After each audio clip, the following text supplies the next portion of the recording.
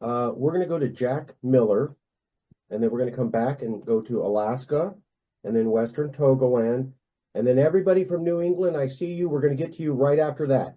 So I see you. Thank you, New England, for coming out.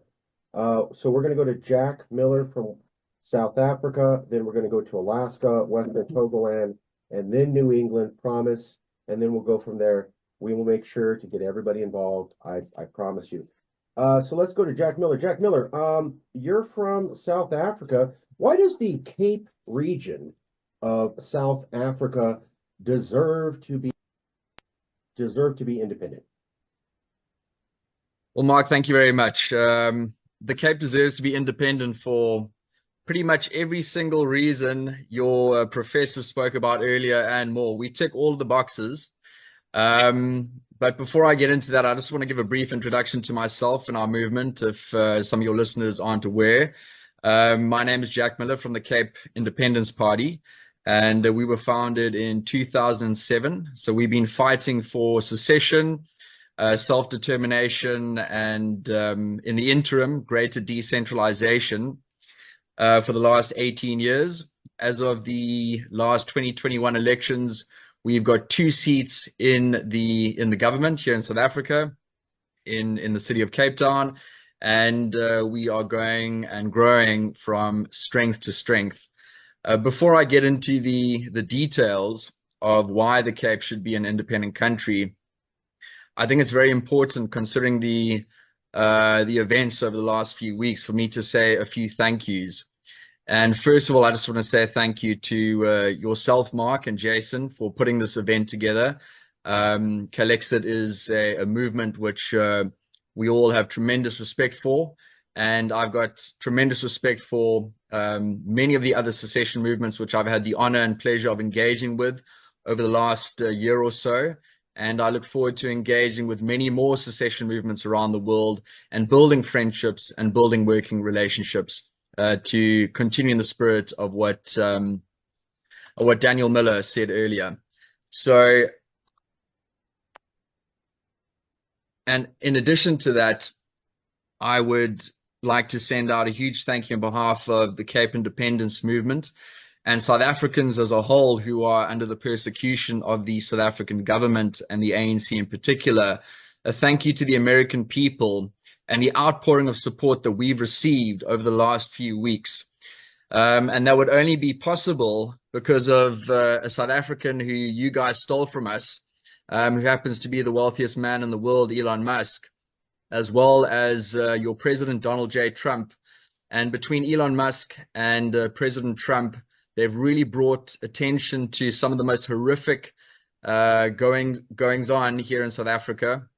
And I'll be touching on some of those issues. So secession is not just something that we believe would be a preferable pathway for us here in the Cape to take, but we believe, based on the extreme tensions and the direction that the ANC and parties like the EFF are taking this country, secession is inevitable. When a centralized state works to build cohesive relationships with the various territories under its control, then secession becomes less and less likely. But when a centralized state goes out of its way to ostracize, to isolate, to persecute a group of people, a territory, minorities, in our case here in the Cape, we're a majority, then they are only doing themselves a disservice and pushing us towards a higher and higher likelihood of achieving independence.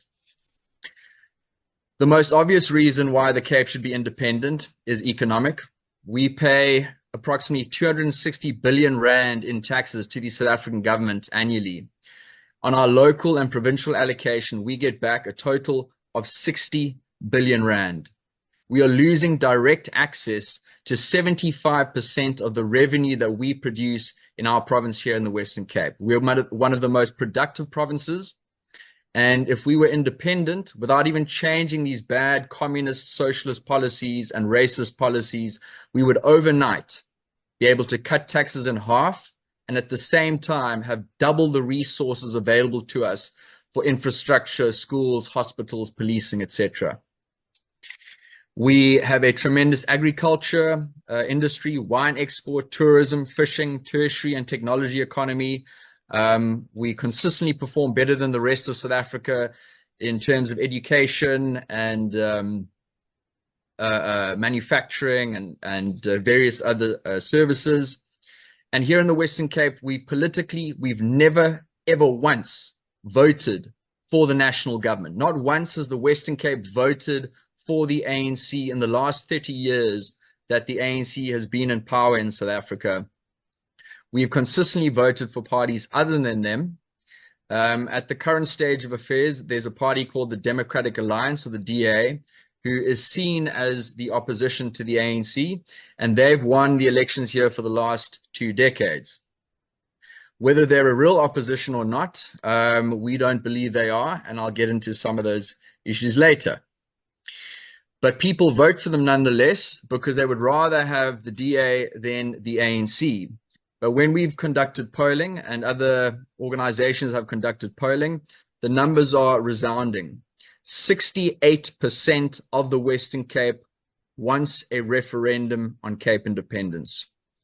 Of that number, 58% are adamant that the Cape should be independent. And these percentages link up quite nicely with our demographics.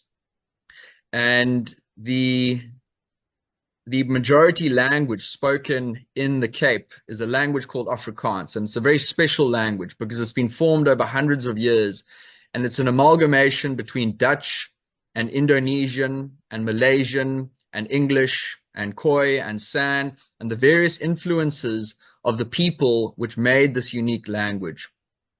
Since 1652, and from that seminal moment, we've developed a culture and a history and a people that have lived together, have intermarried, and have given birth to the largest population group in the Cape, which personally refer to themselves as Cape Colored. I understand that term isn't understood in other parts of the world, but you could understand them as brown Afrikaners. So here in the Cape, we have white Afrikaners, we have brown Afrikaners, we have Indian Afrikaners. The language Afrikaans is almost the defining backbone of what makes the Cape unique to the rest of South Africa, and in fact, the rest of the African continent. Mark, if it's possible to bring up some of those images I sent through to you earlier, then my words might make a bit more sense to the American audience and the international audience. Do you have those there? So you can see where exactly the Cape is. I'm still working on that. The language on distribution is different to the rest of the country. I'm still working on that. Let me try on that right now. Hold on, what's happening here?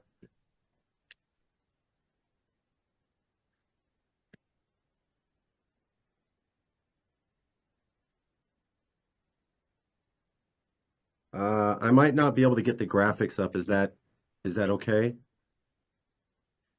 Sorry, Mark, my volume was down there. Sorry, are you able to bring up those images, or should I try? I'm not. Unfortunately, I'm not able to bring up the images. Sorry about that. That's something I be working on there.